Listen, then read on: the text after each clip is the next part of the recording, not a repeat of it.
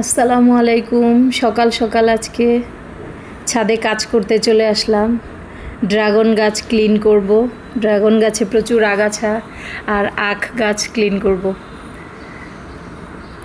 তো ছাদে আসছি, আমাকে মাঝে মধ্যেই সহযোগিতা করে রিয়াদকে নিয়ে আসছি। আমি আবার ড্রাগন গাছ পর্যন্ত পৌঁছাইতে পারি না, কারণ এটা অনেক উপরে, মানে সিঁড়িকোঠার উপরে। এই তো আমি দাঁড়ায় আছি, মইয়ের উপর দাঁড়ায় আছি আর রিয়াদকে দিয়ে আগাছা পরিষ্কার করাচ্ছি।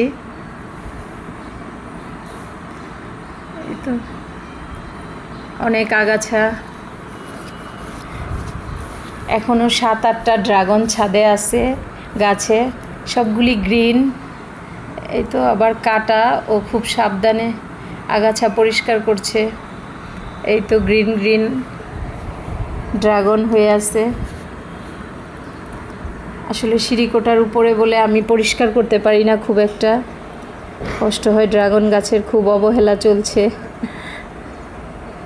মাঝে মধ্যে রিয়াদকে দিয়ে একটু পরিষ্কার করি, আর তেমন কোনো যত্ন তো করতেই হয় না। এই তো ড্রাগন, ছোট ড্রাগন হয়ে আছে, অনেকগুলি হয়েছে। তো রিয়াদ তো খুব পাজি, সারাক্ষণ খেলে। ও নিচেই আমার শ্বশুরবাড়িতে একটা পিছনে একটা ঘরে থাকে, মাঝে মধ্যে কাজ করে, মাঝে মধ্যে করে না। ওকে পাই না সব সময়, বাচ্চা মানুষ খেলাধুলা করে, সেভাবে সহযোগিতা করে না আমাকে। আবার ডাকলে মাঝে মধ্যে পাই।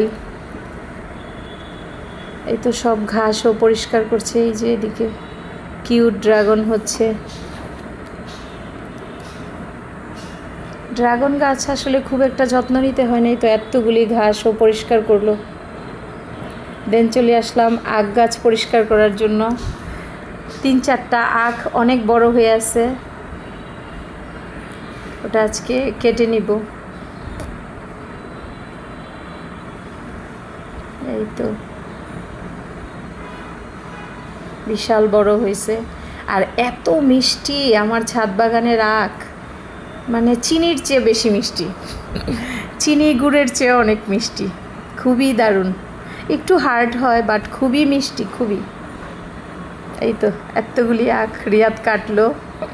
এখন রিয়াদ এগুলি পরিষ্কার করতেছে। প্লাস আখ গাছের আগাটা আমি আরেকটা খালি ড্রাম আছে আমার, এই যে এখানে লাগিয়ে দিলাম। নতুন করে আরও একটা আখ গাছের টপ করে ফেললাম, আরও আখ হবে।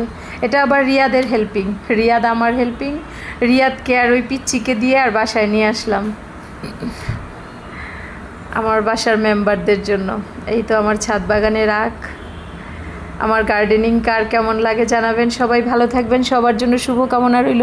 আসসালামু আলাইকুম।